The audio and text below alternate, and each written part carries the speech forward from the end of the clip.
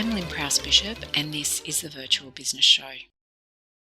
As many of you know, I've been in business as a VA since February 2000, and over that time I've presented on and tried to help and mentor newbie virtual assistants on how to increase business, stay in business, and keep clients happy.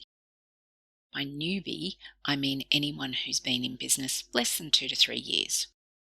Forgive my bluntness, but in my opinion, if you've only been in business 12 months to 3 years, you are not a veteran VA, and you're still learning. You certainly have no business teaching others how to have successful VA practices. I'd even go so far as to say you need to be in business for 5 years before you can say that, given the statistic that over 80% of businesses fail in the first 5 years. This is one reason I started the Virtual Business Show podcast, in an attempt to get this sort of information out there and readily accessible to everyone. It's also why I'm a regular speaker at international VA conventions. I've seen some awful things and total, "oh, you didn't just do that" moments. And one of the worst is when you refer a client on to another VA and they're treated in a less than ideal way. Let me give you an example of one thing that happened to me. I received a call from one of my ads from a client in the city asking me if I could help her. Unfortunately, at the time, I was living in a regional area and I couldn't. In this case, she wanted a face-to-face meeting to talk about document production, and it was before the days of Zoom. I've always run my business on the basis that I never leave a client hanging. If I can't help a client, I believe it's in not only the client's best interest, but also mine and that of the industry as a whole, that I try and find an alternative for them. So I use my networks and refer. Many VAs do the same. I referred this client to a VA I knew and trusted who was in the city, but who unfortunately couldn't help out in this instance, but who then referred her to one of their network contacts. So far, so good, right? I was absolutely dismayed to receive a desperate call from this client to the effect that she'd been trying in vain to contact the VA that she'd been referred to in order to sort out some urgent amendments to the document, and she couldn't get hold of her. She wanted to know, did I have an alternative contact for this VA, which of course I didn't, because the VA who secured the job wasn't the one I originally referred. I followed up with the client later in the day to check whether she'd sorted things out, and she indicated that she finally tracked down the VA and had decided that she would put the job aside until another time when, quote, the VA may be better able to look at it.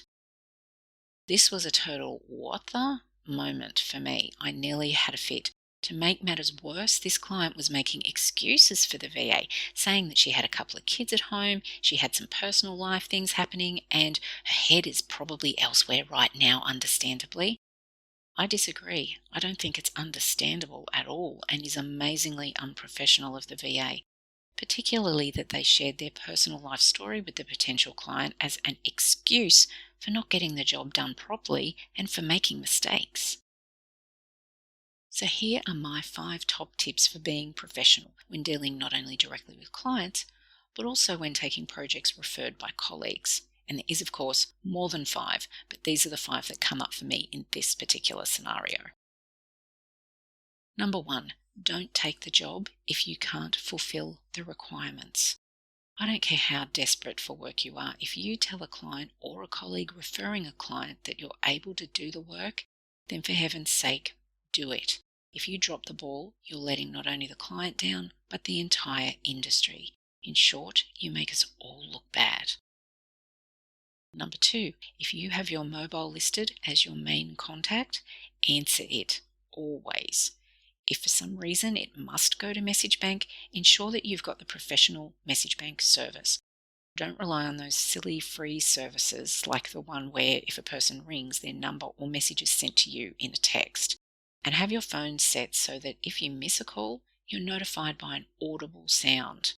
And if you happen to be in the shower or otherwise engaged, check your phone often. Assume that people are ringing you even if they're not. Number 3, return calls from clients and colleagues the same day, within an hour of receiving the message at least. Don't keep people hanging or guessing where you are, and never leave a client hanging wondering where on earth you've gotten to with their project. Number 4, never view clients as a nuisance. Clients are a gift. They keep your business ticking over, and without them, you're out of business. Treat clients the way you'd like to be treated when you're buying a service. And finally, number 5, you may be self-employed, but you are in business. Working from home for yourself definitely has advantages and gives you the opportunity to do things that you wouldn't have time for if you worked for someone else. But even if you're looking after kids and it's school holidays, or you have to run Johnny to the doctor at 9 a.m., you're still a business. Make it easy for clients and colleagues to contact you. Have phone numbers and email addresses easily visible and accessible on your site. Consider not just using your mobile number, particularly if you don't check it regularly, or have your home number, if you still use a landline, forwarding to your mobile if you're going out. Return calls immediately, at least within an hour. Respond to email within 24 hours. Be at your computer regularly throughout the day. If something takes you out of the office, make up the time. Naturally, you have to set boundaries with clients, and you also need to be able to say no. As a business owner, you have that right. And some more ideas on setting boundaries and saying no are covered in episode 7 of the podcast, and I'll include the link on the page. If you have a project on, it takes priority over everything else, except perhaps a child requiring a doctor visit if there's no one but you to take them, in which case give the client a quick ring and let them know you'll be delayed. Give them an update on when you think you'll be able to get the project back to them. It is incredibly frustrating to be putting out fires caused by unprofessional VAs in an attempt to keep people coming back to our industry. This client was a professional person who's likely to use VAs again in the future.